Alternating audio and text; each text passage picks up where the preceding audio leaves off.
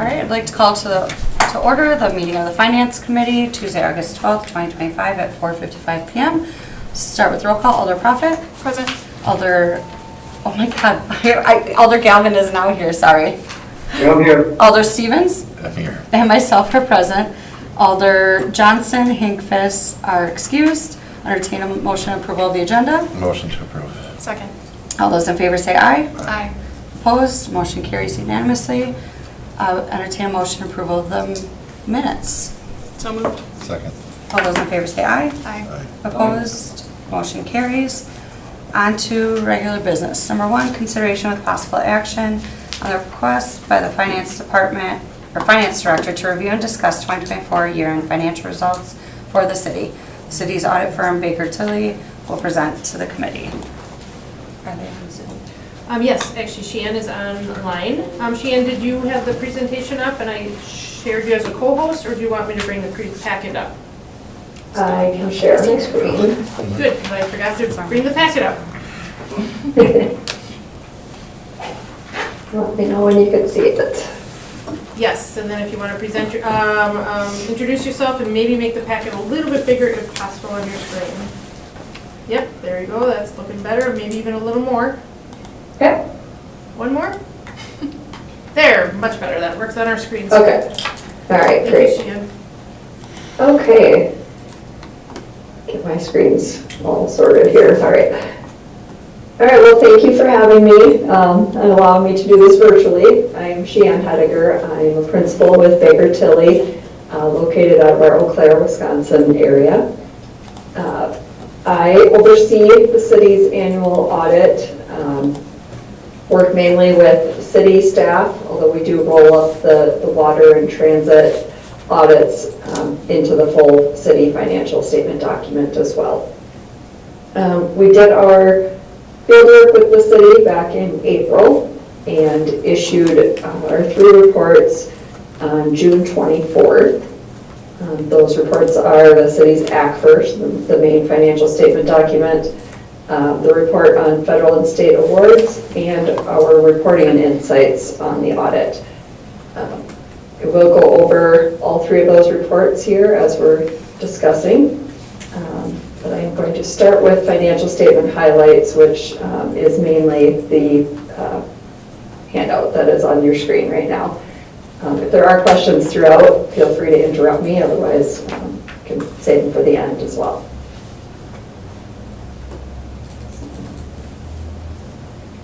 All right, so we will start with talking about the general fund results. The general fund balance is really one of the most important metrics within the financial statements, kind of helping assess the financial health of the organization. Your fund balance allows for having cash flows on hand for when timing of revenues doesn't necessarily match the expenditures. Allows for flexibility in unbudgeted expenditures, and then also covering any budget shortfalls that you may have. So at the end of 2024, which are the blue bars on the graph here, and then the black is comparing to 23. But so at the end of the year, the total fund balance in general fund was just over $33 million. That was about a $965,000 decrease from last year. 2023, last year. The fund balance is broken into these 5 categories below that. I'm actually going to go bottom to top. So starting with the non-spendable balance of $5.4 million. They do have the definitions of the fund balance categories are at the bottom of the slide. So I'll kind of explain those as I'm talking through the numbers here. But so the non-spendable category are those that cannot be spent because they're in a non-spendable form or because of legal or contractual requirements to keep them maintained. So of that $5.4 million, about $4 million of that is non-current advances to other funds. Most of that is to your TIFs, which are incurring expenditures on the front end of their lives and not recouping the increment quite yet. Over the life they will, but for right now, the general fund has to basically fund those projects. And then there's a little more of it that's made up of inventory, prepaids, and delinquent taxes. Again, not in a cash form. The restricted balance, that little bit of 12,000 is for police and fire. The committed fund balance is that which you as the council have set aside for specific purposes and impose that through formal actions. And that is almost 3.7 million is largely for transit operations, and then about 177,000 for 2025 budget carryovers. The assigned balance, also that which you have set aside for specific purposes, has a little bit less of a formal designation to it.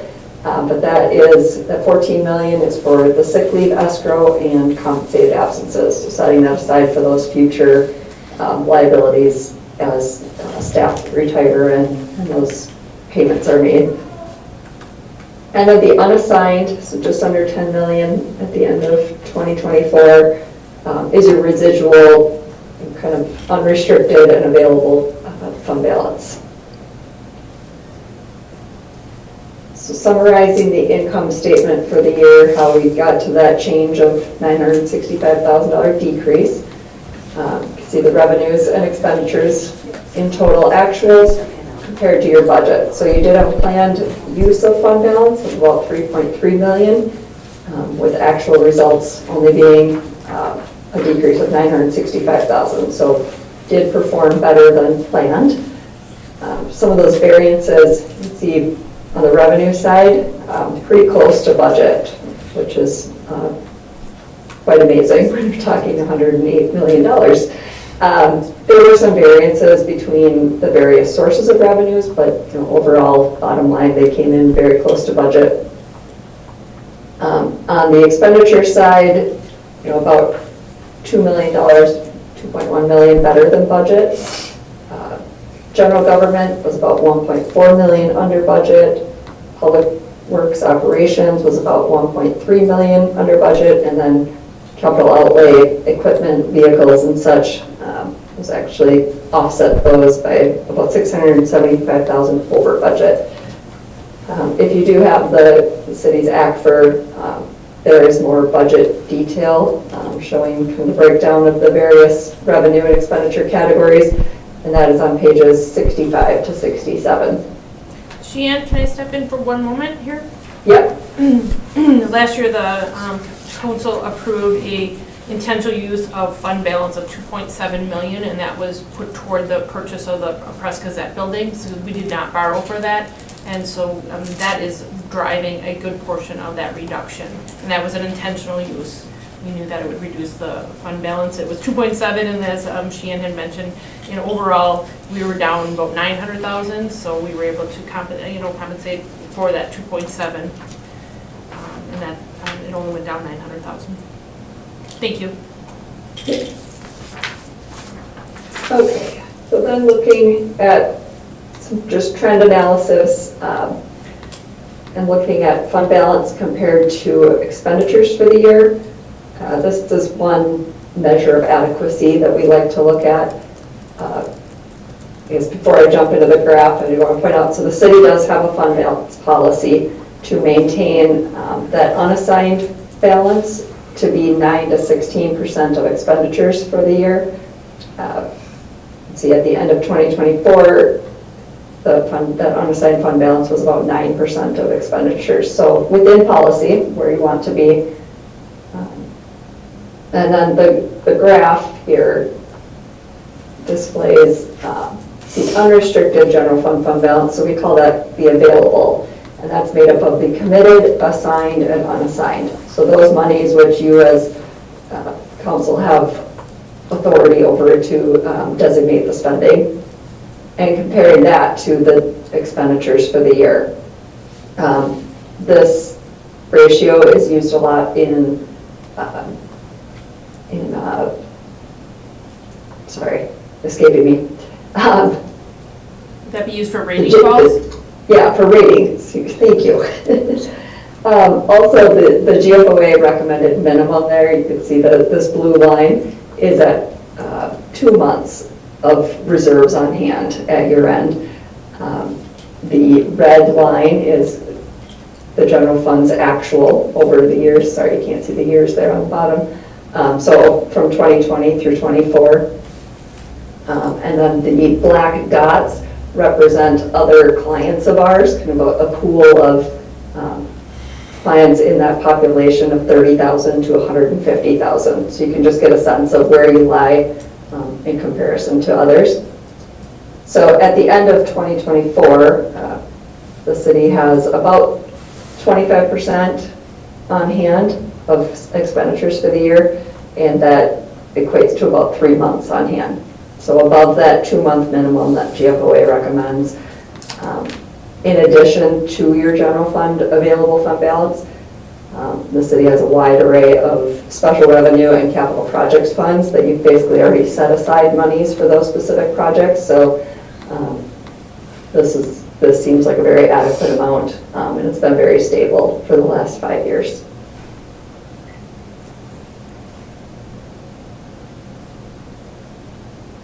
All right, and jump into some debt metrics that we have here. The city does follow Wisconsin state statutes where the total general obligation debt may not exceed 5% of the equalized taxable property. So at the end of 24, the city had used about 35% of the debt capacity. Keep in mind this is general obligation debt only. So it does not include the revenue debt, which we have down below here. Again, just a 5-year trend analysis looking at your debt capacity has continued to increase, reflective of a rising tax base in the city.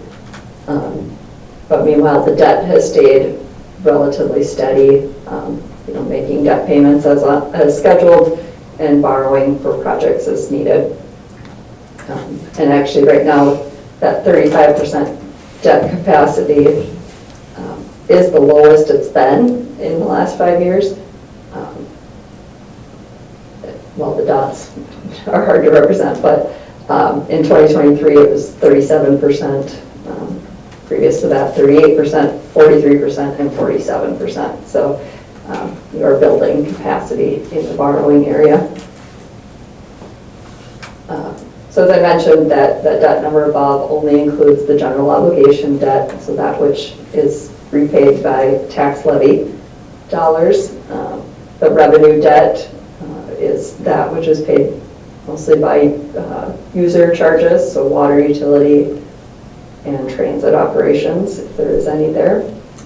I'm going to jump in. Would that also be, I'm sorry, Sheehan, would that also be KI Convention Center room tax? Yes, that would also. That would be the largest debt in that line. Yeah. And then I always like to point out this Wisconsin Policy Forum. It's a website you can go out to and actually compare some different financial metrics against other communities in the state. The data is a little bit behind because it takes time to gather all of that. So 12/31/22 is the most recent data available. But as of then, the city of Green Bay is 217th out of 602 cities for general obligation debt per capita. And then of the 10 largest cities in Wisconsin, Green Bay is 7th highest. So on the lower end of those top cities for debt per capita.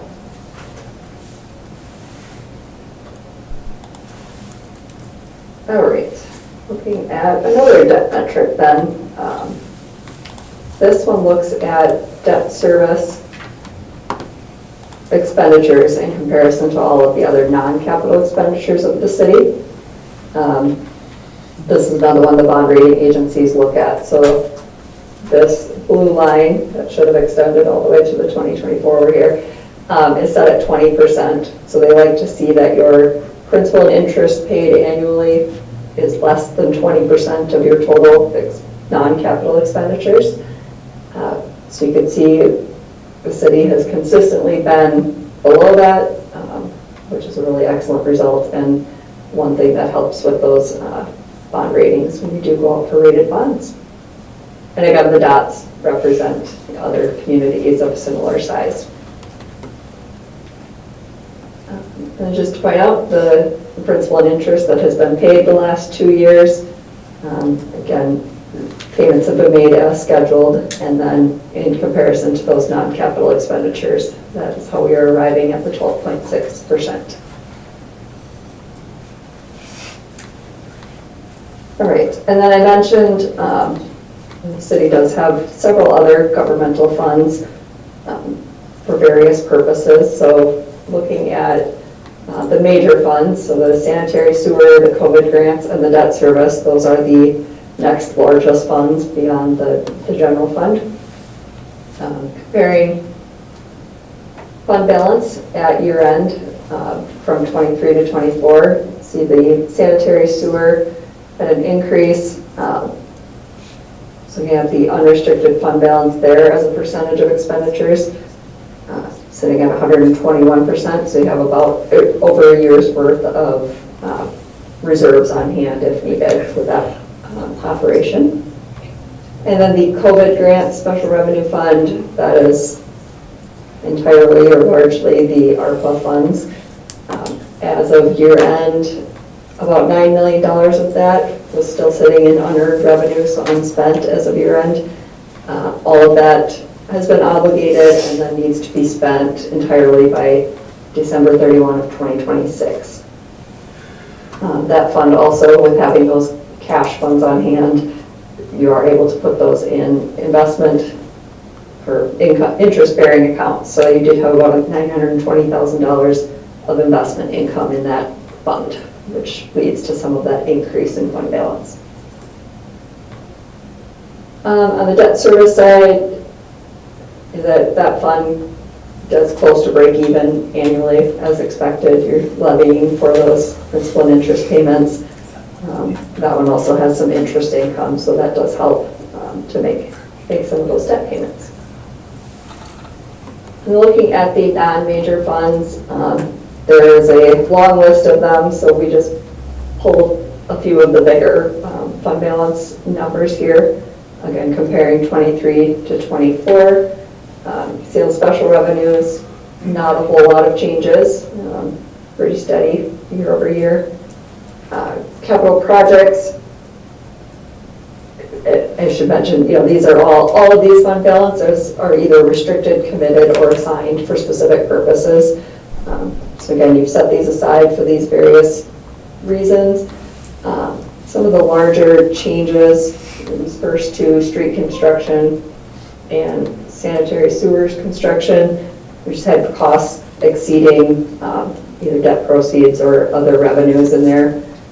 And a lot of this is timing between years of when you borrow and when you actually incur the expenditures. Let's see, I made a few other notes. The bridge maintenance fund did have a transfer from the street construction fund. That was some of the debt proceeds were moved there to then pay for future bridge maintenance. The fire equipment replacement, let's see, storm sewers construction, fire equipment replacement, stormwater equipment replacement, and parking division capital all had debt proceeds on hand still at year end that exceeded the capital expenditures. So again, probably a timing difference between how those projects are shaking out. And then down in the TIFs, between TIF 12 and 13, see kind of the shift is almost the same each way. That was a $7 million transfer that was made from TIF 12 to TIF 13. And in TIF 22, being one of the newer ones, I mentioned, you're incurring outlay projects in there and just not quite up to the increment amounts that will be expected over the life of those TIFs.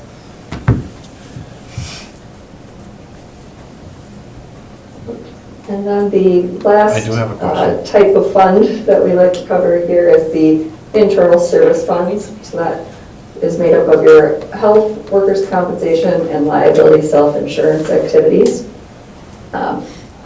Those activities did see about a $2.4 million increase in that position from 23 to 24. Much of that, the workers' comp increased 1.6 million, and the liability self-insurance went up about 798,000, but that just cleared out a deficit from the year before, so that one's almost at break even, which is the purpose of these internal service funds over the life of them, is to essentially break even. As of the end of year, you have about 4 to 5 months of reserves on hand in that $5.8 million balance. So that's a reasonable amount. It's not excessive. So it does lead us to believe that the charges for services in that account or in those funds is appropriate. We do, Sheehan, we do have a question from one of our alders. Sure. Or it might be for staff. Go ahead. Regarding the wheel tax. Okay. Looks like there's been a decrease of $403,000. Yes, I can try to start with that, and then maybe the director can step in. I just know year over year, I think it was just timing of expenditures. On an annual basis, we were getting about 2 million. As a 1/1/25, we went to a $25 fee, and so we are starting to see the increase in that wheel tax coming in 2025, but that wouldn't affect this. It was just a timing of when the expenses came out of the wheel tax fund. I don't know if the director has anything more to say about the wheel tax? We do have the summary we put together, and it's going to be on the INS agenda. It's probably already posted. Yeah. So, So was there an increase in expenses or a decrease in I wheel don't think it's tax? just a timing thing, Okay. but it's more than that currently. The balance is more than that. More than that, no. Do you know how many vehicles are being used for the wheel tax? No. Okay. Again, actually, we do not get the details from the state of Wisconsin. Oh. We just get an overall number, and they take a very small percentage of the admin fee and whatever they collect, because some people don't pay it timely either. We just get the payment. There was a time when this wheel tax was started in 2019, there was an estimation of about 8,000 vehicles that was probably going to be paying that fee, and that's where we came up with that's where we're roughly getting the 1.6 to $2 million. I remember that. So, I guess, now that the fee is, as of 1/1/25, going up to 25, we could back into it and give you an estimate, but we are getting just around $2 million annually, or at the $20 per vehicle rate. But I So- do know that was timing of expenditures. There were some expenditures that didn't happen in 2023, which brought the balance, in 2023 brought the balance at the end of 23 up a little higher than it had been the previous year. And then some of those expenditures, plus the normal expenditures happened in 24, and that's what brought that back down a little bit, is kind of the expenditures that you have in your INS report.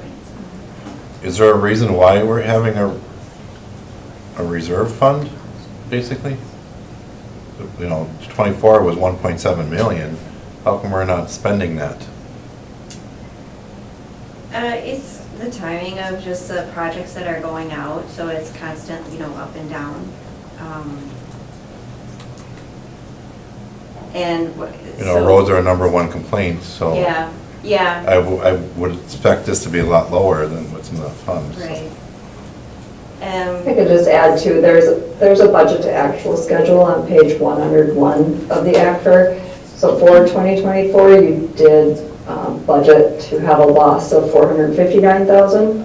So the decrease that was experienced was almost right on budget too. Okay. Thank you. Okay. All right, then the last slide I have here, I'm moving away from some of the numbers. We'll talk about the independent auditor's report. So this is the 3 or so pages of the ACFR that is really the only part that is ours as the auditors. So ultimately, our job is to issue an opinion on the financial statements. So we did issue an unmodified opinion. That is the highest level you can receive, sometimes known as a clean opinion. So we are stating that the financial statements are presented fairly in accordance with generally accepted accounting principles.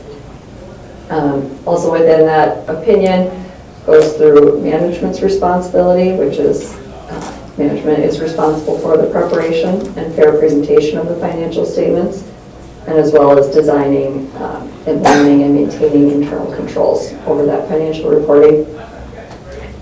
As I mentioned, we as the auditors issue our opinion and want to clarify or stress that the objective of an audit is to obtain a reasonable assurance that the financials are free from material misstatement. You can't. Reasonable is a high level of assurance. It's not absolute. So we are sampling transactions and not looking at everything throughout the year. And then finally, in accordance with our government auditing standards, we've issued our separate report, which is part of the report on federal and state awards. So to touch on those, we do have as I mentioned, the second report that we issued was the report on federal and state awards. For 2024, the major federal programs that we looked at was the Home Investment Partnerships Program and the state and local fiscal recovery funds, or the ARPA funds. On the state side of things, we looked at the transit aids, and through all of our testing and numerous combing through transactions and talking with people, we ultimately had no findings over compliance or controls over compliance. We issued clean opinions over the grant programs. So those are really great results to have. No issues found in the federal or state awards that we tested. The final report that we issue is the reporting and insights from the 2024 audit. This is our kind of recap of the audit process and all findings from it. And that goes to management and the council. So within that, we have our required disclosures, different things that we need to note, any new standards implemented. There was one new standard for 2024, and that was around compensated absences. It really just looked at how those accruals are calculated and what needs to be in that ending liability. It did not have a material impact on the city. We did have maybe some slight changes in what those accruals are, but nothing that significantly impacted that balance. We have our significant estimates, which includes the compensated absences, net pension liabilities, self-insurance claims, and depreciation of capital assets. If there were any significant or unusual transactions, any difficulties during the audit, any disagreements or any consultations outside of the audit team, we would make you aware of those. And as the letter states, we did not encounter any of those situations, so fairly straightforward and cooperative audit process. We did have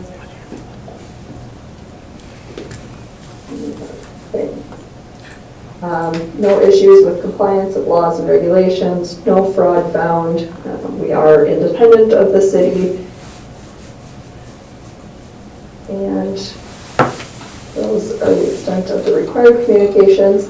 The other thing that is within this letter is any internal control issues over financial reporting. So we do have a material weakness over the financial statement close process, and this is, we as your auditors do prepare your financial statements. We did have some entries noted during the audit, and so we report that. It's very common to see in the government setting. So if you are hiring us to do the financials, potentially there could be disclosures missing, there could be numbers that we're not aware of. but nothing came to our attention to note that anything was out of the ordinary with those.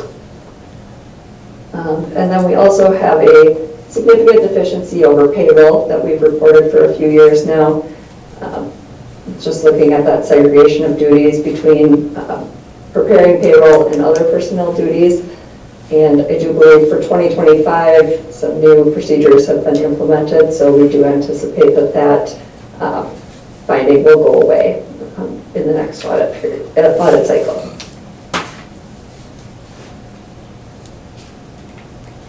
Great. So that is the end of my prepared remarks. I do want to just give a very big thank you to Diana, Linda, and the rest of the city team who is involved with this audit. It is no small undertaking. We do ask a lot of questions, expect people to remember a lot of things that they did, a year and a half ago. So always really appreciate the responsiveness, the preparedness, and cooperation of the team. With that, if there are any other questions, I'm happy to take those. Any questions? No. All right. Thank you very much. Thank you. All right, thank you. Entertain a motion? Motion to receive and place in file? Is that what you want? Receive and place in file? Yes. Okay. Do you have a second? Second. All right, all those in favor say aye. Aye. Opposed, motion carries unanimously. Number 2, consideration with possible action on City of Green Bay's 2026 fee schedule resolution. Are you here to speak on this item? Potentially. I wonder if we open the floor first and then we go through staff so we kind of know what the... Sure. Motion to open the floor. Second. Okay, all those in favor say aye. Aye.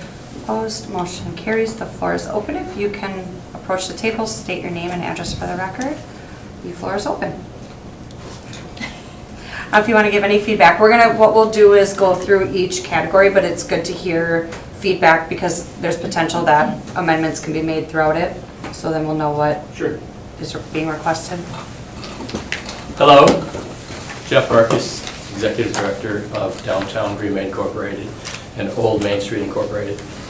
Just wanted to be present to recommend or ask that the council would consider evaluating the fee schedule for recurring events, specifically the application fee for events.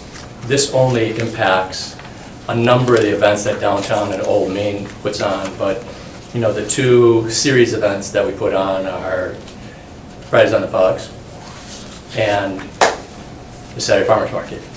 I almost forgot that one. It's only been going on for 7 years. The events that we coordinate are free and open to the public. So I just want to remind the council that for the 25 years that I've been working for Downtown Green Bay Incorporated, we see ourselves as a partner with the city.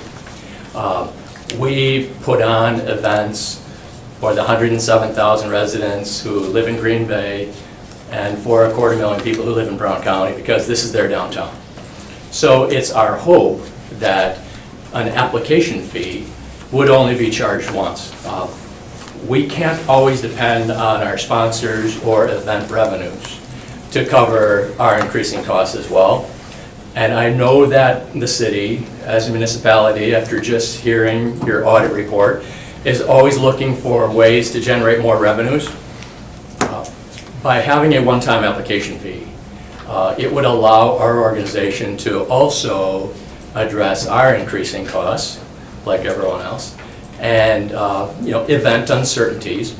But we do have occurring fees, reoccurring fees that we work with our municipality when security and police fees and barricade fees and other public works types initiatives. So we do pay fees on an ongoing basis to the city of Green Bay. So we would just ask reconsideration that when an application for an event takes place, we would hope that the city of Green Bay would see that having 9 Summer in the Park concerts or 9 Fridays on the Fox is a good thing. And if we're doing one application, why should we be punished by bringing more activity we would see this as strengthening the partnership that we have with the city of Green Bay. Thank you. Just a question, so just for clarification, you do have to pay, if barricades are needed, you have to pay for that per We event, play- correct? Yeah, in most cases, police services, security, barricades, when those are required for certain events. Yeah. Okay. Jeff, off the top of your head, do you know how much you pay to the city every year? That I don't. I am sorry. I don't have that number, but I I can do get back have a to you with number in that. mind, but I won't share Yeah, it. so. sorry, I don't have that correct. It's up there, Chair. though, so. Yes, Chair. Alder Gavin? What is the fee that they currently pay for, say, the farmer's market? Do you know, Jeff, what? And I'm sorry, I don't have that with me today. Okay. Does the staff know what they pay?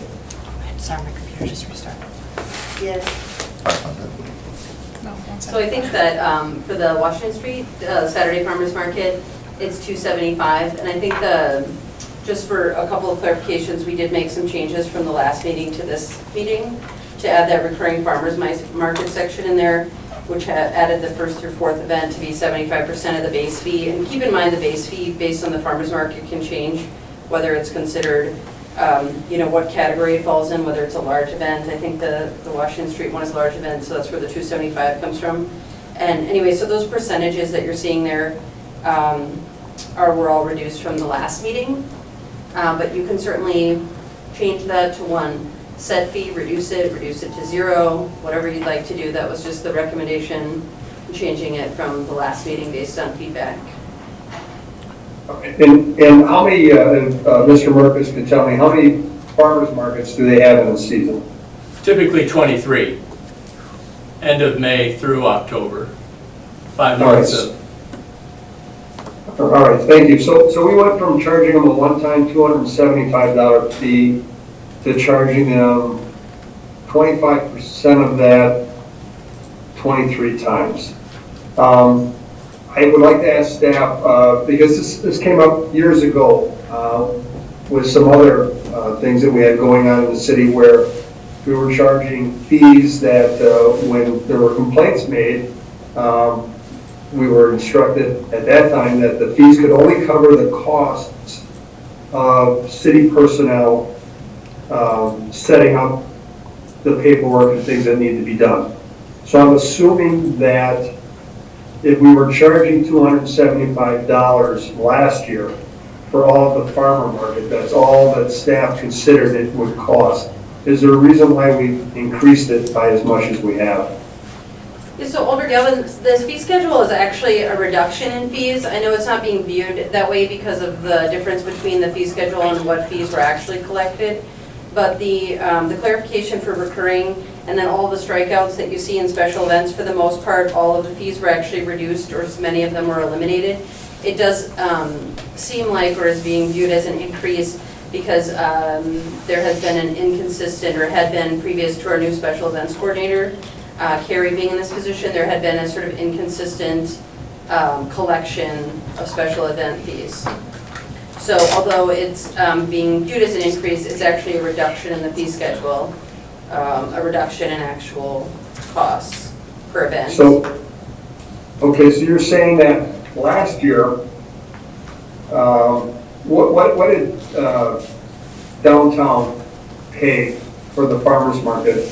All 23 events, what did they pay for a fee last year? I was told earlier today, $175. $175. Yes. Okay. And going by 25% times 23, and I know my math is not exact, I'm coming up with over $1,500. Isn't it tiered? The first. Alder Galvin, So- just to clarify too, I remember us kind of discussing this last time, the first 4 events are actually at 75% and then it's tiered. The next 5 to 10 are at 50% and then the remaining would be at 25%. So Right. just because they have 23 doesn't mean all 23 are at 25%, just a heads up. Okay, so it's even more than Yes. $1,500. So Yes. what does staff have to do that their wages, salaries, and paperwork, and paper clips, and ink, and all that comes out to close to $2,000? for these events? Just say the farmer's market. So to the extent the law department can answer this question, I'll just share that when a special events permit comes in for any special event, and keep in mind these fees apply to organizations like Mr. Merkus is the director of, but also private events, events put on by corporations, other like for-profit entities. But generally, the application process, so we have a special events coordinator, but there are staff from every department that serve a review process for these, and then also follow up whether it be the certificate of insurance that's collected, reviewed, maintained by the risk management department. Certainly other staff from all the departments. You did hear from that DPW, fire, and PD reimburse for actual staff time, but that doesn't include sort of planning and facilitation that goes into processing applications and also preparing for events, and then also scheduling and communicating with other people that those properties are closed for use by others at the time. So that's just kind of my general answer from the law department's perspective. All right, because I'm thinking about, so what you're saying is that the fee comes in, someone has to check and see if they have insurance, someone has to communicate with DPW to make sure the barricades are in place and set up on time.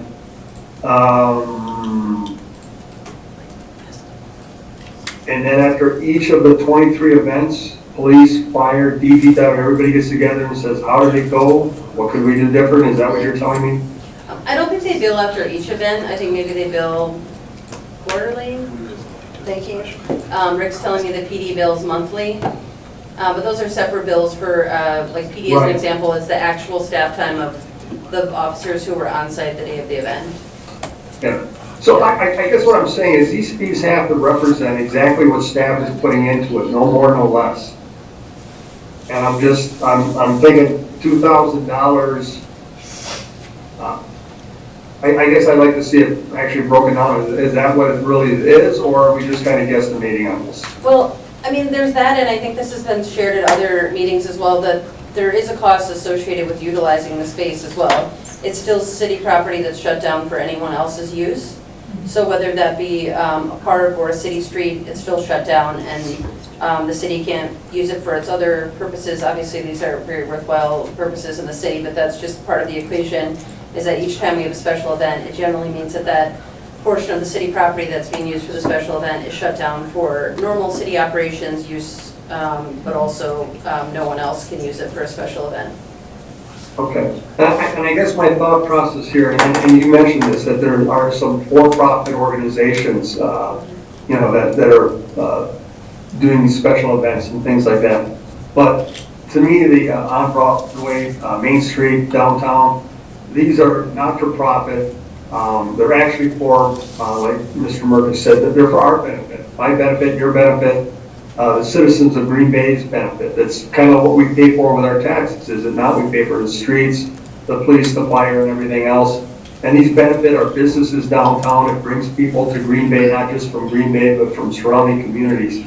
I'm just wondering if maybe we should revisit this whole fee process for organizations like this for these types of events. You certainly can. I would just suggest that, just tell us what you'd like it to be. If you think the fee should be $0 for farmers markets, tell us it should be $0. If you think it should be the one flat fee of like just the first application is charged, that's fine too. I don't really think I certainly in the law department don't have particular strong feelings about this. I don't know that special events does, just keeping in mind, that we have a staff person that's dedicated time to coordinating all of these things, and how we pay for that position, or that person that does all of that work. But, I think as opposed to sending it back, I would just say, just tell us what you'd like it to be, what you think is fair, and we can make that change. Yeah, I mean, I don't mind doing the initial fee of $275 and then ending it right there.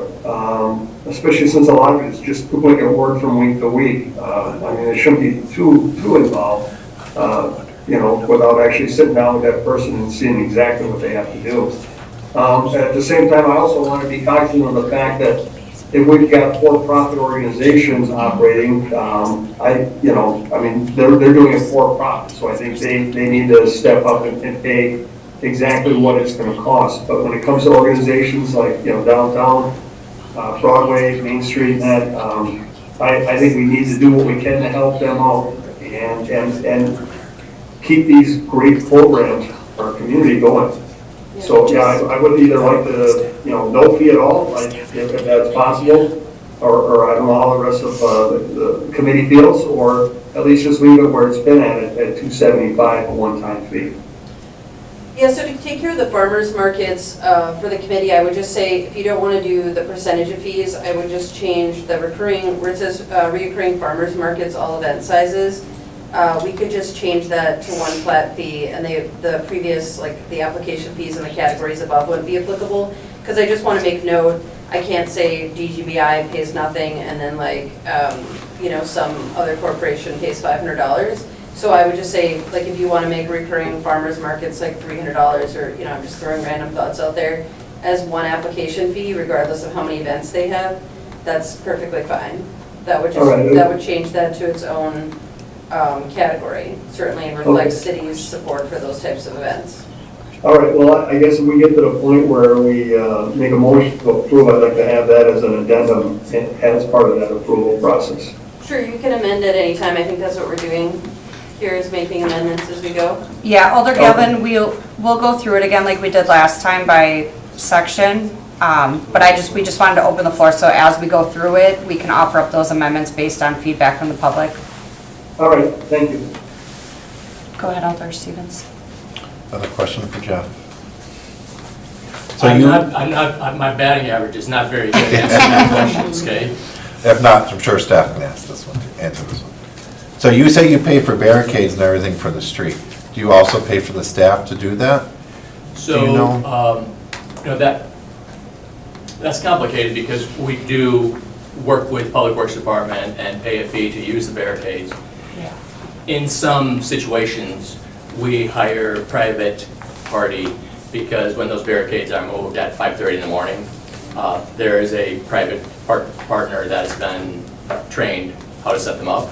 So we contract with an entity that, so the city is not incurring staff time to come out at 5 o'clock in the morning for 23 weeks of Saturdays. But yes, we do pay a fee to Public Works for use of barricades. And again, I'm not paying the bills, and so I don't know if that's to Public Works or to the PD, but we do pay a fee for using street barricades. Because we own those barricades. Correct. So what happens if you purchase all the barricades and you have this private We do company? not have a budget to purchase barricades, so Okay. we need to work with our municipal partner because they have barricades and we coordinate events. They're very expensive. Yeah. Any other questions for public? Thank Okay. you, Jeff. Thank you. Then I entertain a motion to close the floor. So moved. Second. All those in favor say aye. Aye. Opposed? Motion carries. The floor is closed. So if it's okay with staff, I know we have questions kind of on events, we'll give you a break. Lacey, if we can just, I know last time we kind of went by department, but then we were skipping around. Can we just start at the beginning? And I know it's going to be skipping from you guys, but at least it's probably a little easier to follow along. So I apologize. So let's go back. So there's no changes in administration. So the first section would be alcohol beverages. Changes just the late processing fee. I know last time they just said we're encouraging people to do it on time. Any objections or questions with that? Okay. On to animals. Oh, yes. Go ahead, Alder Stevens. 6-3. So what staff member does this go to? Actually, Clerk Jeffries just did explain that one last time she was here. She is now on FMLA, so we can try to handle your question. What's the reason for the increase of $50? It's I know related she to an mentioned inspection. I'm inspection. sorry, I didn't mean to jump in. Oh, no, go ahead, sorry. It's related to an added inspection that would take place as part of the licensing. So is this inspection proactive or is this a reactive, like It's we upon normally do? licensing, so Huh? a person applies for a new license. Part of it would include an inspection or a site visit to determine it's an appropriate place to have chickens outdoor at your home. And how many coops do we have in the city?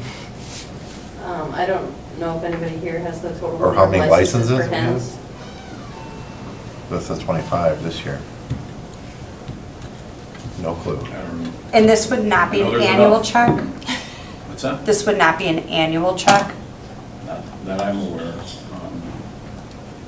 I think the purpose of it, as Celestino was talking about, was more for rodent proofing and making sure that we're treating it as like an accessory structure, that it's whatever they're using for keeping these is done in a safe and sanitary manner, so we don't have Rats. increased rodent issues. I say, because didn't we see a correlation with rodent issues and, It's really any food, water, shelter, you know, so this is another example of, if you're having animals, there's food and water associated with that. If you don't have the proper housing and they're not being utilized properly, it can lead to an increase in rodent activity. So this is a license fee, so if I heard you correctly, this will be an inspection during the application process? I'm not fully aware of what we're being asked of our department, but we will help in whatever way we can.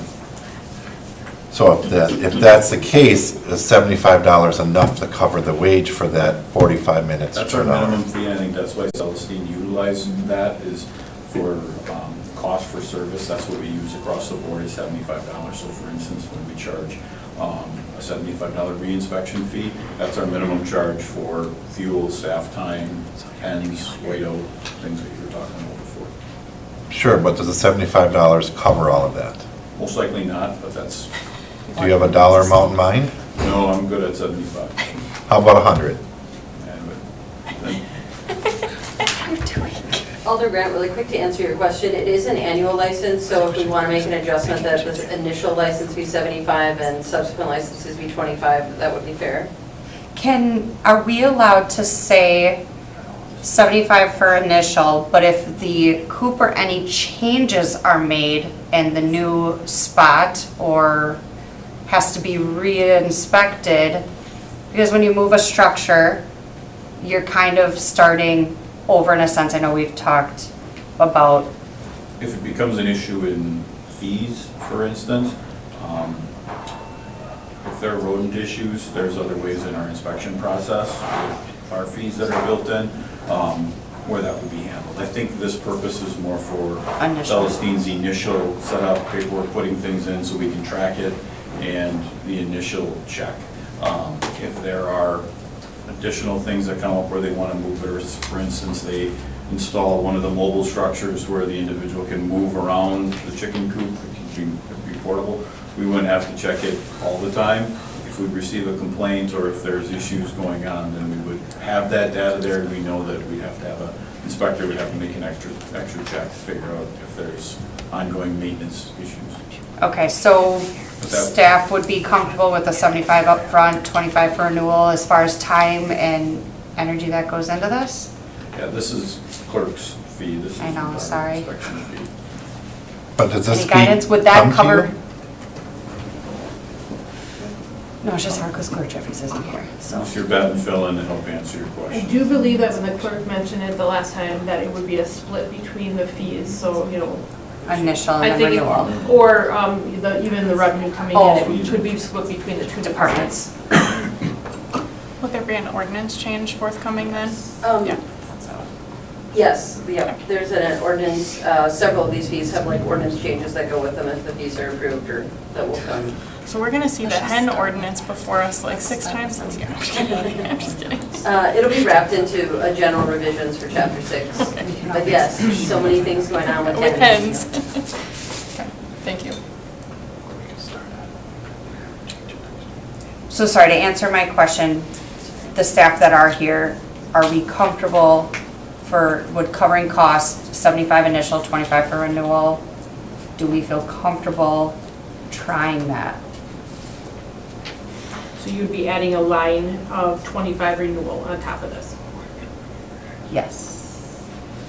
Yes, I think we've handled like we do, is it junk collectors? Like somebody applies for the license, it gets forwarded up to inspection, we go out, take a look, make sure the site's clean and whatnot, right? So, We can always make adjustments next year. I just want to make sure we're not ever making an amendment that's going to crush, not make up for your expenses, right, so. I don't know how many chicken coops we have. Hopefully we don't have a big spike in hens, but there was an egg shortage, so I don't know. I just want to make sure costs are covered. I don't have hens, so. From the way I understood it last time with Celestine, I don't think that there will be an issue. I think the only change would be, I believe, it's a one-time fee, and then there is not another renewal. So now this would be an added service, but it would be $25 for them to have an, annual renewal of this hen license. They currently don't pay a renewal. No, they That's do not right. currently do a renewal. It's a one-time fee, and it was 25, and so they moved it up to 75, including an inspection, and then it's really, I apologize. Okay, that's right, I forgot there was no renewal. Don't they have to come in every year though? Not That's with what the ordinance hens, I says. thought. The ordinance says the license year commences January 1st and ends December 31st, that there's late fees. okay, and then that would be the purpose of the late fee, so I Thank guess you, there I is was just renewal gonna- fee. You brought it up. Oh, okay. All right, I only know because we brought it through a couple times. Okay, any motions on that? So 75 and 25? Is that your motion? Okay, all those in favor of that amendment, say aye. Aye. Opposed? Alder Galvin, are you good? Did we lose him? Yes, I am. Okay, perfect. Just didn't want to ignore you. Okay, Thank you. anything else in the animal section? Okay, then we'll move on to buildings and construction. Any questions on this section or amendments? Once, going twice. All right, you're off the hook. Businesses. There's, yeah, the massage establishment license, I believe, is the only, nope, just kidding, there's a couple changes. Farmer's market.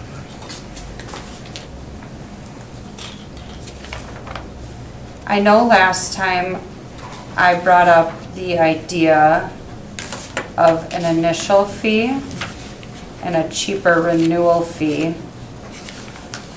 Attorney Kochart, you said that is possible, but the ordinance, it would have to be changed in the ordinance? For massage establishments? Yes, Chapter 10. Yes. We're bringing some amendments in regardless, so I think if you want to change, however you want to set the fee is fine, and we can make adjustments. Now, I think, right now we've been, I think we're going to change the process regarding renewals, so, yeah, I guess to keep it simple, I would just say, if you have a thought about how the fee and renewal should look, or just the fee or the recurring fee, if there's a fee in a following year, I would just do that here and then we'll adjust the ordinance accordingly. Can I ask, do we send inspections out for renewals for our massage establishments? We sent them out for renewals this year? Yeah, Yeah. whatever there's, Then that's a lot of staff time. I would keep it the same each year. I'm assuming we're doing background checks on all the names that come through each year, whether it's a renewal or not. This is a lot of staff time in this one, so I'm comfortable with $150 each and every year. The only reason I bring it up is because when we brought this ordinance forward, there was feedback that this is an additional fee on top of their state licensing fee. So I guess in my opinion, we want good establishments here, and that encourages, it's a little less work when we're renewing. Yes, we are still doing background checks and everything, but if we're familiar with the owner and we're having communication throughout the year, because technically we can stop in at any time to make sure rules are being followed. And I'm hoping we create good relationships with these businesses, that when it comes forward, it is quicker because we're familiar with them, and it encourages people to stay in Green Bay. And because right now, the surrounding municipalities they don't have this. They can go to Schwabnot, they can go to De Pere, they can go to Howard, and I want to try to support businesses in any way that we can. So that's my thought process on having that renewal. I would even be, if staff thinks 75 is not enough for renewal, to entertain 100 for renewal, 150 up front, or even making the upfront 175 and 100 for renewal. I feel like a renewal, giving a break incentive to stay and build those relationships with our police and inspections brings a lot of value to our city. And again, just kind of being aware of the feedback we heard when we brought this ordinance forward in the first place. Does staff have any opinion on cost, like renewal versus, I know this is newer, so this is really our first year of renewals. The issue that we saw, and I won't speak for PD, but the issue that we saw with inspections is incomplete or inaccurate data being sent in. So like, let's say they submit a site plan, and the site plan doesn't match what we're seeing out in the field when we check it. That goes back and forth. That creates more legwork for us to follow up on. So it's really not so much if they get the information correct and everything is accurate on their application and the site plan and their submittal. It's very, seamless process for us. I don't know about PD. It's the work comes in is when stuff's inaccurate. We have to keep going back and forth. But do you see if someone's renewing, they have a site plan from last year, if no changes are made, ultimately they can submit the same site plan that's been Exactly. approved, so Yep. really, we can compare no changes, Yep. check, quick check, and Very we're out quick the door. check. Yeah, very quick check for us then, if there's no changes. Okay. But you're still sending someone out. And we could adjust that, just as a quick suggestion or recommendation, I guess, from my perspective. If you want to encourage renewals, the amount could be lower, but then I would suggest creating an amendment fee, because I think that gets to your point. If something changes in the process, which requires more time, because I do think if it's a recurring license and nothing has changed, we probably don't have to do an inspection again. Getting a little bit ahead of ourselves, thinking about the changes that we're making based on how the first full licensing year went. But it would be an initial fee, sort of a subsequent license, initial license, subsequent license could be less if an inspection wasn't needed, but then we would create an amendment, which it tracks really similarly to alcohol. So if you need to amend your license because you change your premise or make some other significant modification, you pay a fee. I think it's like $50, or I'm not positive, to come in and get an amendment. I'd have to go back up to chapter 4. But we do have a fee for making an amendment, which we don't have here, but the ordinance is going to contemplate that. So if that's something that would help you feel more comfortable about the staff time. I think that solves the issue of staff time, because again, if there are no changes, why, I don't want to say punish someone, but if there is a business owner, if you're not needing the personnel to come out, I actually really like that recommendation, personally. Yeah, and I think if there's a change that includes inspections, most likely if something changes, it would likely be inspections, or if it's not inspections, it's probably going to be a background check on a new massage therapist. So each probably is an hour's worth of staff time for sure. So if it was 150 for initial, 75 for renewal with no changes, a $50, so then it would, if we added 50, if they do need an amendment or send staff back out, which would bring that 75 up to 125 for renewal with inspection needed, is that sufficient enough for cost? Most likely, I think we've only had like a dozen, maybe a little bit more. Yeah, I was gonna So say. it hasn't been too significant, and it's spread around 4 inspectors, so I think so. Okay. So moved. Is that clear, sorry, is that okay, is that detailed enough? Yeah, we have So the only change ultimately is, 75 for reapplication, no inspection needed, always a $50 charge if a change is made. Okay. All There you right, go. do I have a second? Second. All those in favor say aye. Aye. Aye. Opposed, motion carries unanimously. Any other within the business section? Yeah, if I could. Oh yeah, events, sorry, go ahead, Alder Yeah. Profit. Looking at the recurring farmers markets, I'd like to strike what's written in here. What I'd like to offer is potentially reoccurring events, not specifically calling out farm markets, but just reoccurring events hosted by bids. Is that a possibility? No, you're like, nope, okay, all right. Because, I mean, what was brought up was it's more than just the farmer's market. There are other reoccurring events that our bids do. Our bids have to report financials back to us as a city. I think there is some merit in giving them a slightly different application process and fee, given that, I know, I've checked the radar, and I'm sure the fire departments take care of that too if we need to evacuate. But I think there's some merit there in, if they have like 1 to 10, have one fee for that. If they have 11 to 20, say, and do a one-time fee. Because again, I was reviewing the municipal code for that too, and to Alder Galvin's earlier points, I mean, the application fee is intended to be non-refundable application fee to cover the administration cost. I don't see how a recurring, I don't think there's any admin time going into the subsequent 22 weeks. It's a one-time communication saying, yes, you're good for the year. And as was mentioned, we have other recurring fees for those organizations. So if I can't get at the bids that do recurring events, is there another language, any other language I can use? Can we decipher nonprofit versus for-profit? I think we already do. It's the same issue. I think with the bids, we could do like a subsequent agreement, but that's sort of, which we've done before, which sort of looks like a city sponsorship agreement, and I'm not sure that that's what's intended here. So I would just suggest with recurring events, if you want to strike that whole section, I think that's fine, and then, it's just one application fee, whether it's a recurring event or not. Or you could just say something like, if the event occurs more than one time, it's twice the application fee or something, just because then you have a staff person who's just assuring their insurance, stays up to date. I'm just, thinking about solutions to this. I think it would be better as a set fee that applies to everyone, just because when you start picking and choosing the categories of people it applies to, you're likely to step into a discriminatory position.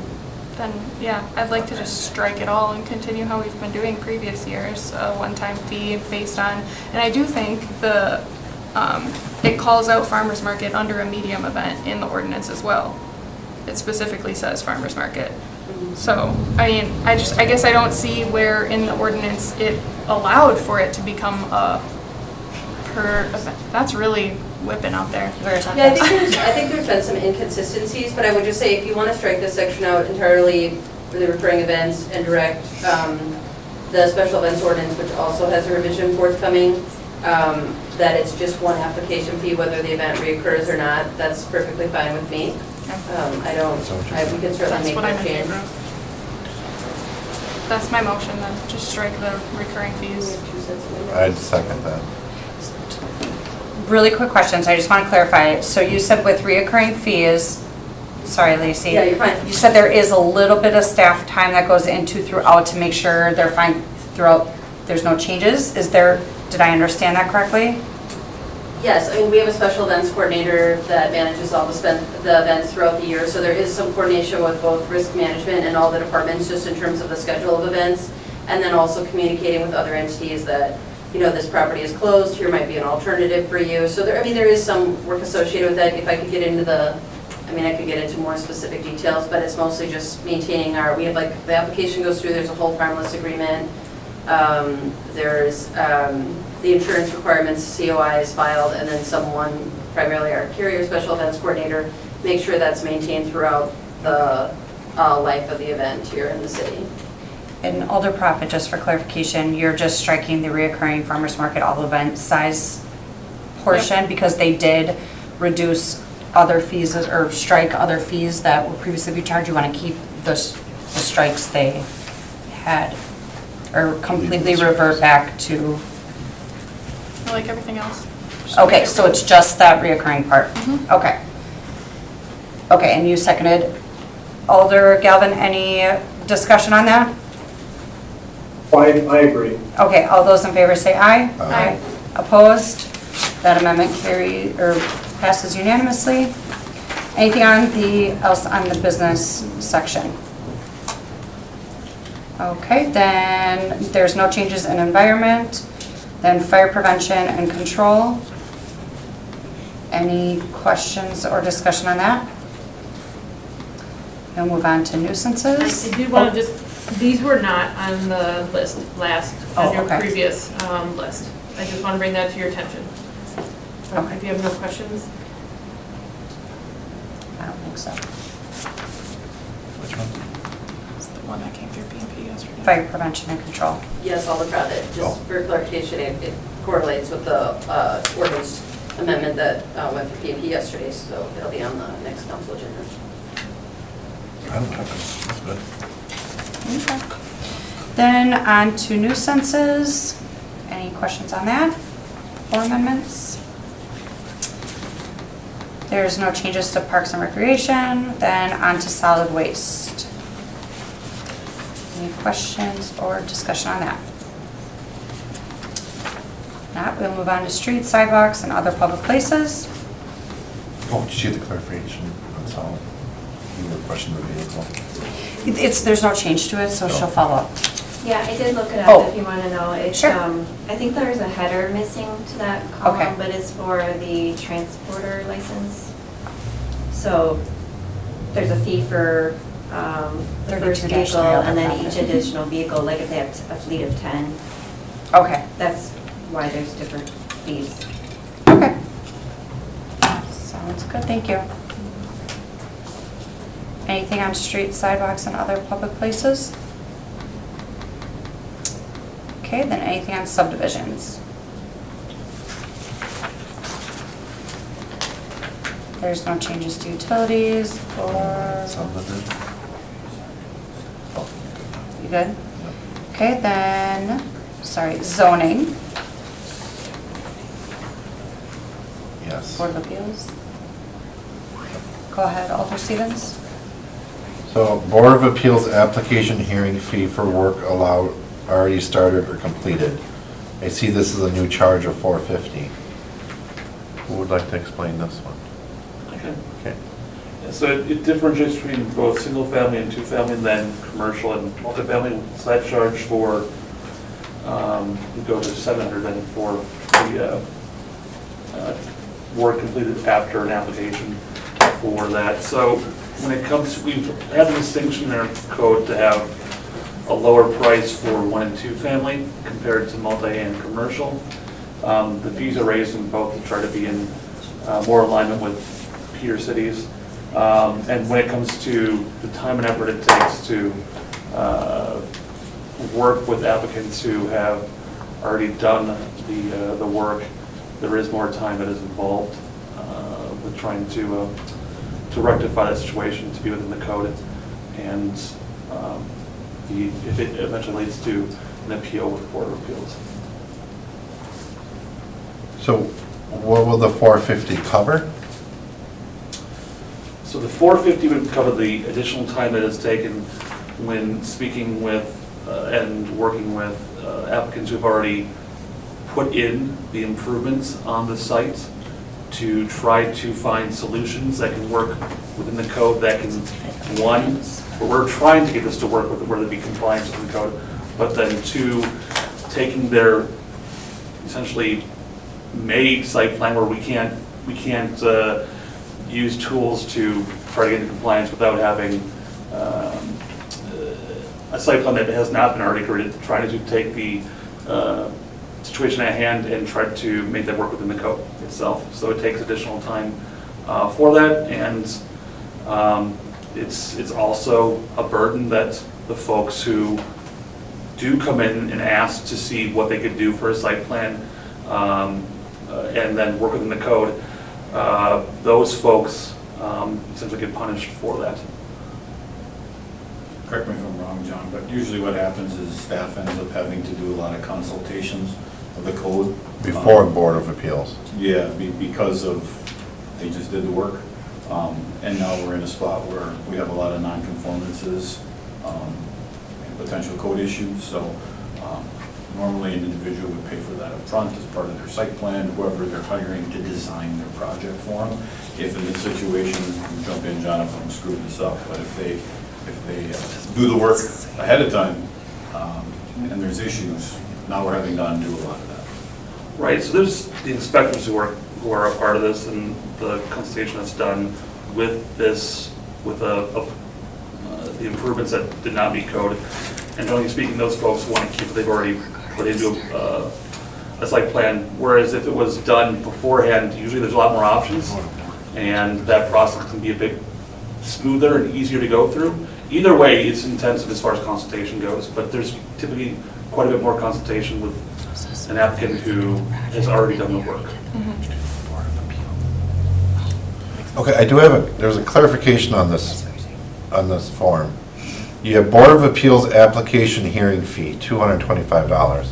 And then you have Board of Appeals application hearing fee again for work already started or completed, $450. Well, if you're going to Board of Appeals, you've already tried to work with the homeowner. Because the homeowner has to file the Board of Appeals. But you have Board of Appeals application hearing fee for $225, you're asking for that new amount. So this seems kind of, So 225 goes to somebody, you're coming to staff saying, I have an idea. Let's just say it's for a driveway. I want to put in a driveway, but it doesn't meet code. You can claim I have a hardship. We go through the process as to what's being done. That's your $225 fee. The person who's $450 is, they didn't get any approvals for this whatsoever. They put in that driveway, it does not meet code. They want to still keep that driveway the way it is. And so we're talking about different possibilities as to how that site plan could work within the code or be less varied than what it is. So the intensity as far as trying to make something work when the process has already been done and the improvements have been placed on the property is typically quite a bit harder than it is for the individual who has a blank sheet, and we can explore different possibilities as to how to comply with code. okay.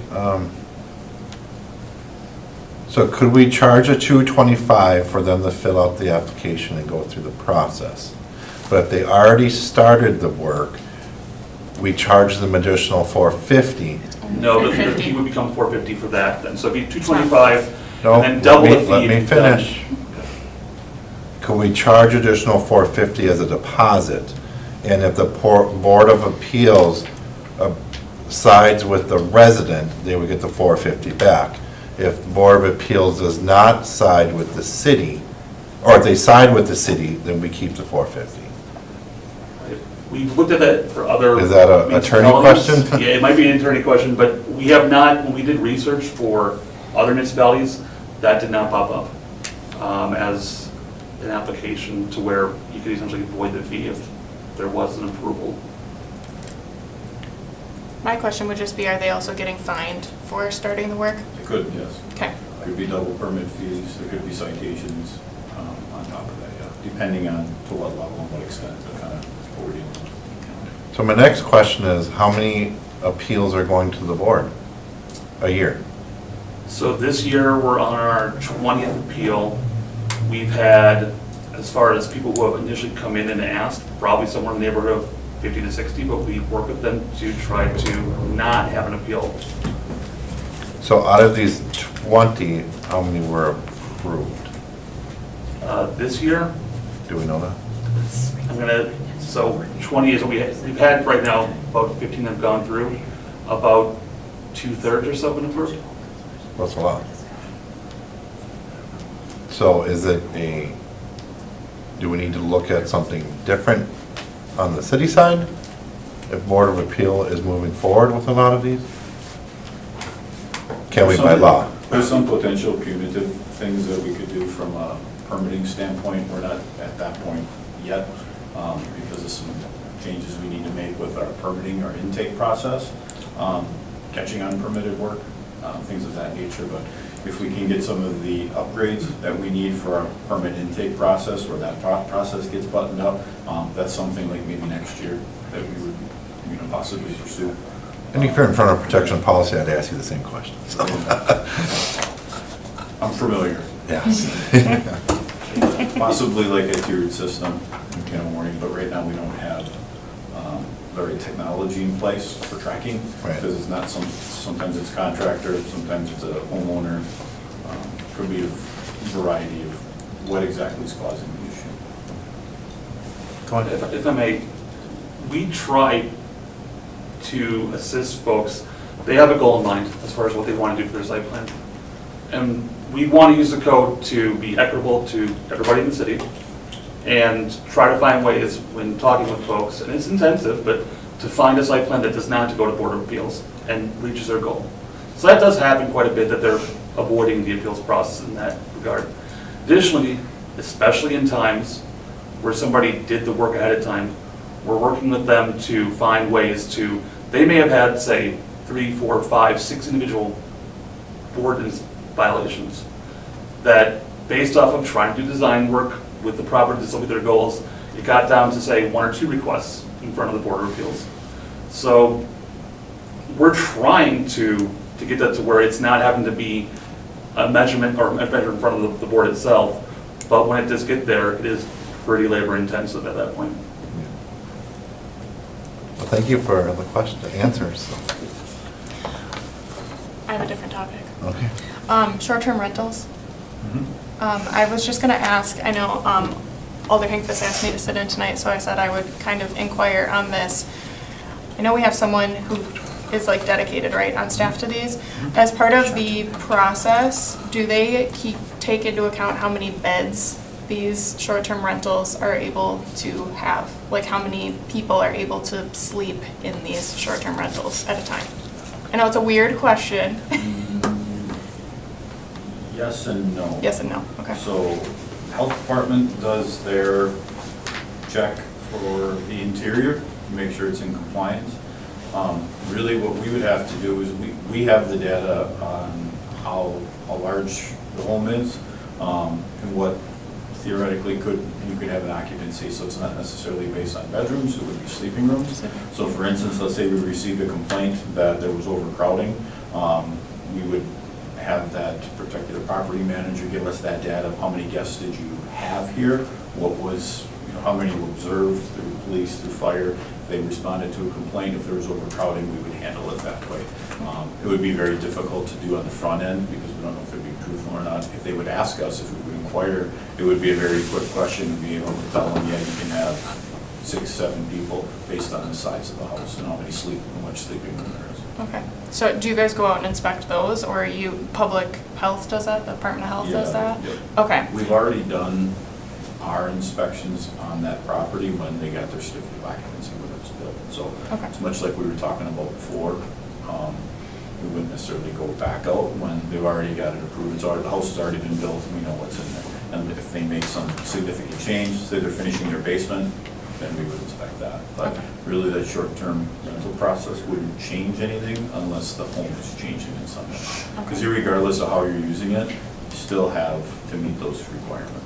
So it really would be an enforcement issue. okay. Yeah, and I guess I was just asking because I was wondering if the fees could be set in such a way where you have a home that sleeps like 20, charge them $1,000 versus someone who can sleep less than 20, charge them the $500, just from a scalability and the issues maybe we see from PD with some of these larger homes. Yeah. That was why I inquired. No, If it's that- something we had readily available, maybe, but if we don't have it, Yeah, theoretically, I mean, that same thing goes on a tiered scale with larger home, more price, so Yeah. that might be justifiable, but I don't think we do that. I don't think it's a flat fee. okay. Figured it was worth asking.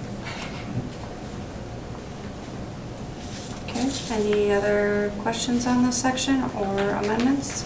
Yeah, multifamily. Okay. Board of Appeals again. So why is there an increase for multifamily versus residential? Wouldn't it be the same process?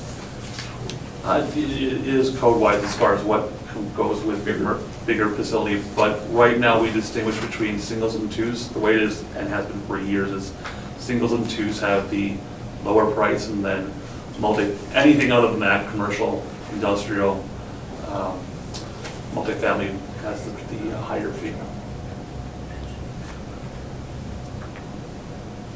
Okay, so the Board of Appeals, the regular Board of Appeals without starting the project went up 100.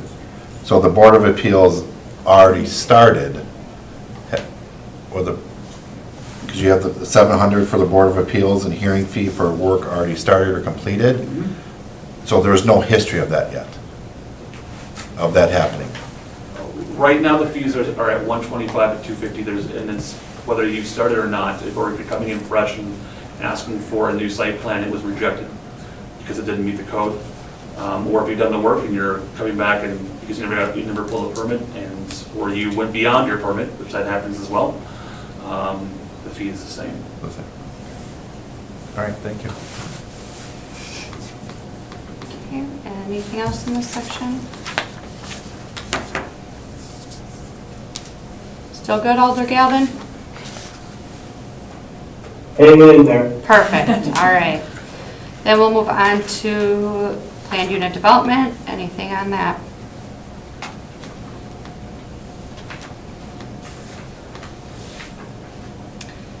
Or is that, sorry, part of the last technically?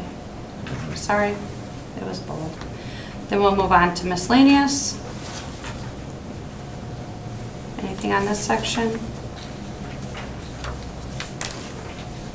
Did you want to do a Board of Appeals application question? Nope. All right, you sure? Yes. Sorry. Okay. Thanks, Chair. Just want to make sure we're all good. All right, well, that is the entire fee schedule. Is there anything we missed? Yes. I know I did brought it up once, and I just want to make sure that we all know that these are new fees for the 18-65, those new inspection fees, that will affect about 3,200 parcels, and we have not been charging this fee before for the same service. And so these are new fees for this service. What was that again? Sorry, 13-5? 18-65.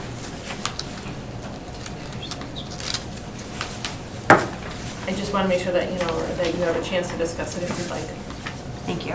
And those are business parcels, I would assume, that are having, I believe, and I know the fire staff is also here, but it's any unit that has more than 3 public or multi-family dwellings. Public access and or multi-family dwellings. It could be commercial, retail, office buildings, industrial, warehouses, schools, healthcare, institutional occupancies, or institutional. and there are other municipalities, I would assume, that charge for the initial inspection, right? You would think? It's not the initial inspection, it's the one that we do recurring every year. Oh, okay. That we currently do that now. I do have a question on that. Is these fees included in with the water bills that we pay for fire inspection or fire protection? It's not. This is something new. So you inspect businesses and any multifamily annually, and now they'll get charged this based on how big the building is? Any 3-family residents that have a common area, we would inspect and above. In the businesses and Per building? I believe the way that it is, it's per parcel, so if they're individual parcels, yes, they would be assessed that fee for each one. So my property, I think, is like 10,000 square feet, so I'd be charged that one, the 150. And this is something you're already doing, you're just not charging for it, or you haven't? Yeah. We're doing it currently, but we don't charge for it. Got it. Every year they do it. Yeah. Now, silly question, our fees are for the city of Green Bay, but we have fire stations in Bellevue and Alloway. How does that affect? This would not affect Bellevue or Alloway. Okay, but we still do, yeah. We still do Okay. their inspections annually. You had that figure about the number of parcels handy. By any chance, do you know like the square footage of those? Like, has that been looked into, the amount of revenue this would create roughly? There's on that memo that I believe that that had some of that on there, but Okay. I don't have that. Okay, that's fine. I do have the memo. There was an estimate from the chief. He had sent out a memo, and at the time, it was estimated revenue of about $335,000. It was a breakdown of small, medium, large, very large properties, and then re-inspections. And the reinspection is if they didn't pass initially and you have to go back out, right? Just confirming within that same year. And that we currently do.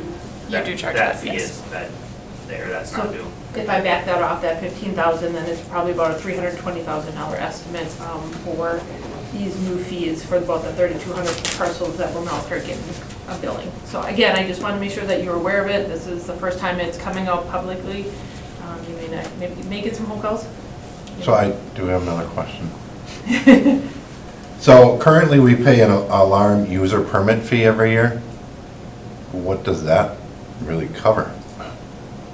So that when that came about several years ago, Correct. the alarm permit fee, that was so that we were able to know which ones were available there. It also then forced the owner to put some of the information, because we were running into trouble where we would do, if there was a false alarm in the middle of the night, we didn't necessarily know who to contact to get the alarm back up and done. So that then they had to post that so that it had contact numbers and everything on it. And that was put in several years ago. Sure, I understand that part. But before you did that, you were still collecting phone numbers. As we could, yes. But wouldn't that be part of the inspection, which is currently it is? Yes, if there's somebody that would be there to So be you- able to answer those questions, Are you you know, kinda when we show up there. Double dipping right here?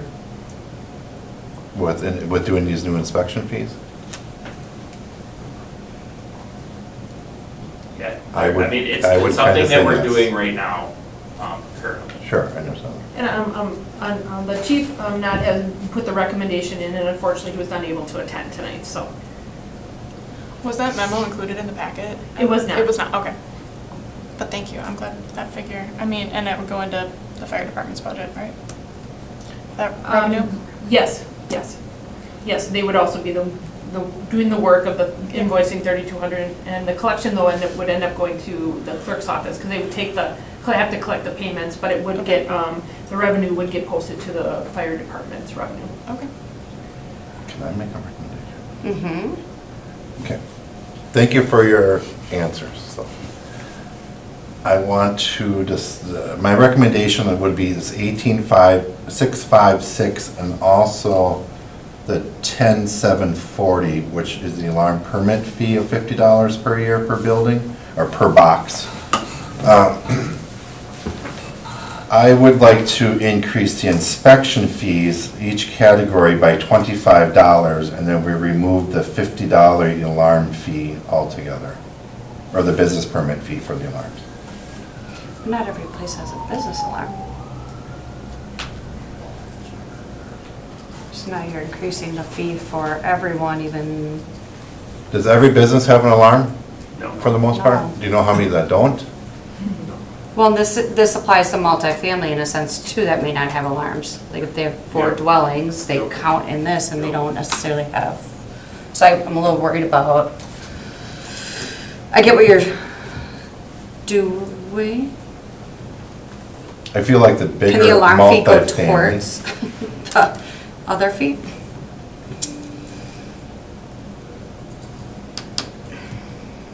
I don't like these two. Like, I agree with the inspection fees, totally 100% agree with it, but because of new inspection fees, I don't believe in the alarm permit fee. Because it's part of the inspection. Then why don't you strike the alarm fee as a whole and keep these as is? Because if they're already going out to do the fire prevention inspection, they would see that there's an alarm there. They could gather the information while they're there. So just strike that as a whole. And this would capture all of that in one visit, right? I guess one thing of what the alarm permit does is it forces them to submit that information. If we go out there to do the inspection and nobody, the owner's not there, we're not able to gather that information. But you currently have that on file. Unless it changes. Yeah. And then they would, with the alarm permit, they're able to update that information. Then how about if I suggest we reduce the 50 to 25?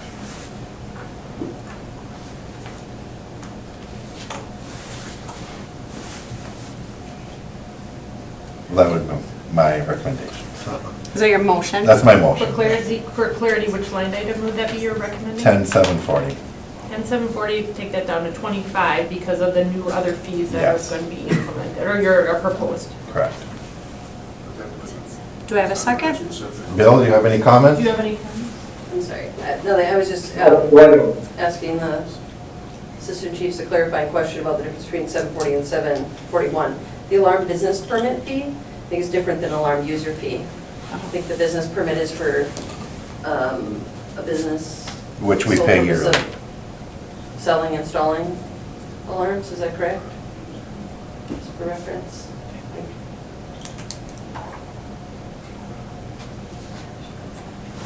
Page of 50. So, wait, now I'm confused. Alarm business permit fee for selling permits, or selling alarms? Is that what you said? So 10-740 Yes. is no person shall operate an alarm business in the city of Green Bay without first obtaining So an then alarm you need business that. permit. Then we need 10,741 then. Okay. But what are you gonna? It's already 25 and then 40 for non-residential. Let's just do 25 for both. Yeah. Do you want to withdraw your motion or amend it? Yeah, I withdraw that motion. It's the wrong one.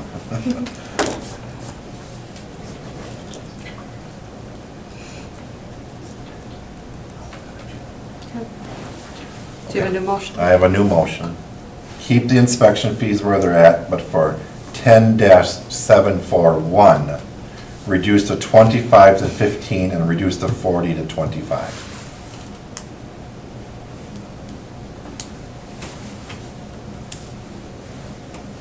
Alder Gavin, does that make sense? It was just the wrong line item. Yep, exactly. Do I have a second on that for discussion?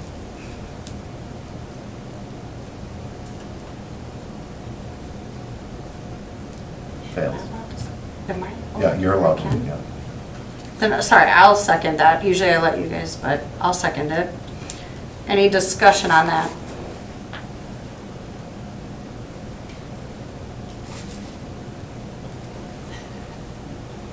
I mean, I'll make a comment. Go ahead. On the 10-741. Reducing that, I feel like, is because the system has already been modernized, you already have that information. And all you're doing is when you come to do the inspection, you're pulling that up, you're saying, is this still correct? And I say yes or no, so, or anybody, so. And making sure that it's posted. Correct, yep. So that it's available. Because you guys like to see that we checked it every month, so. I get it, so. And I can see where it's, yeah, takes more work when people aren't there, but I'm guessing you're trying to obviously go during business hours. And how often do you think people, are you actually missing people? I would say that it's more common than you think. Sure. And more common than not, just because like if you go to apartment complexes, like they're not scheduled. They're, Right. you know, for the moment. And businesses are different because they're open, and so there would be somebody there that would have that. It's more the apartment complexes would be the ones that are the ones that where you don't see somebody usually. Okay, that makes more sense. I'm glad you guys come out. Don't get me wrong, I am glad, so. Is that a state law? That the inspection happens? Yeah, Yes. okay. I was just curious. I know it happens, but. It used to be twice a year, now it's once a year. Okay, any other discussion on that? No? All those in favor say aye. Aye. Opposed? Nay. That motion carries majority. Any other discussion on fees, since we just went back to that one, sorry. Thank you, Director Ellenbecker, for pointing that out. Would you like a recap of the changes that you have recommended? If you want. Okay. Your time I to think we're shine. good. We'll verify that. We'll verify our list so we have them. Okay. All right, anything else on this? So then just motion to approve as amended? Or do we have to go back and do a full approval then? Are we good since we voted on each individual one? I think as amended, I Okay. think would be correct. I'll make a motion to approve as amended. Second. All those in favor say aye. Aye. Opposed? That motion carries unanimously. Then we are on to consideration of possible action to approve the purchase of SCBA equipment for the fire department for a total of $67,000. Thank you all. Motion Aye. approved. Yep, second. Okay, all those in favor say aye. Aye. Opposed? That motion carries unanimously. Number 4, consideration of possible action regarding a 2025 budget amendment resolution for unbudgeted overtime for special events. Motion approved. Second. All those in favor say aye. Aye. Aye. Opposed? That motion carries unanimously. On to informational 2025 contingency account, $25,000. Next meeting, September 9th, 2025. Motion to adjourn. Motion to adjourn. Second. All those in favor say aye. Aye. Aye. Perfect, we are adjourned. Thank you. I told my kids 2 hours. That's pretty spot on, isn't it? That is.